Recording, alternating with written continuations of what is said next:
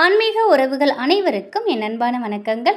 இன்றைக்கி நம்ம பார்க்க போகிற பதிவு செவ்வாய்க்கிழமை மைத்திரேய முகூர்த்த பரிகாரத்தை பற்றி தான் பார்க்க போகிறோம்.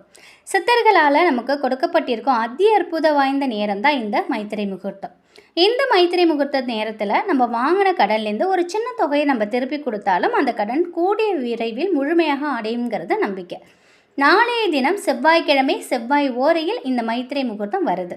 நாளைய தினம் நீங்கள் முருகப்பெருமானை நினைத்து நீங்கள் இந்த வழிபாட்டை நீங்கள் செய்யுங்க. நிச்சயமாக பணம் சம்பந்தப்பட்ட பிரச்சனைகள் அனைத்துமே தீரும், கடன் சுமை குறையும்.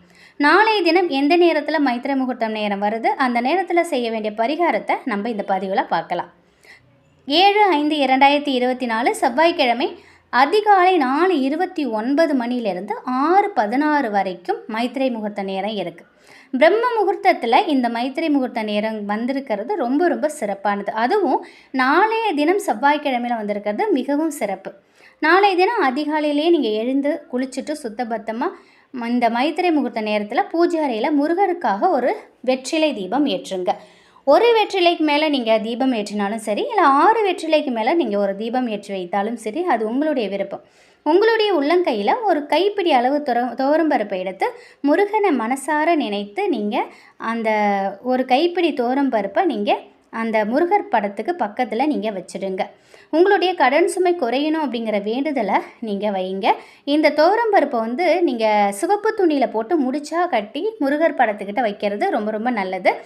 இந்த பரிகாரத்தை செஞ்ச உடனே நீங்கள் யார்கிட்ட கடன் வாங்கியிருக்கீங்களோ அவங்களுக்கு ஒரு தொகையை நீங்கள் திருப்பி கொடுக்கணும்.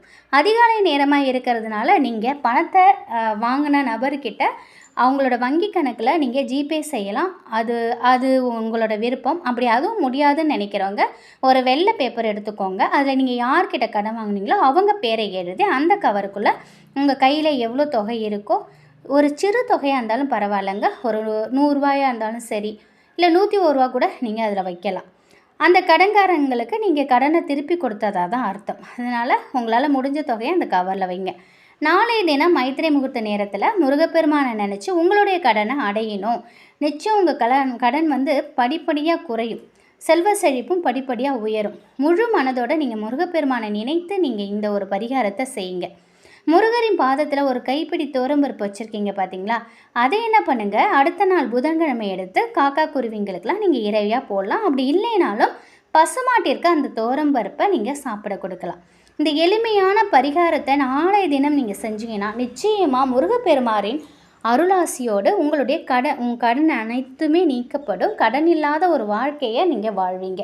முழு மனதோட முழு நம்பிக்கையோட முருகப்பெருமான் மேலே நம்பிக்கை வைத்து நாளைய தினம் இந்த ஒரு பரிகாரத்தை செய்யுங்க. நிச்சயமாக கண்டிப்பாக வெகு விரைவில் உங்களது கடன் அடையும், செல்வ செழிப்பு உயரும். இந்த ஒரு தகவல் உங்களுக்கு பயனுள்ளதாக இருக்கும் அப்படின்னு நம்புகிறேன்.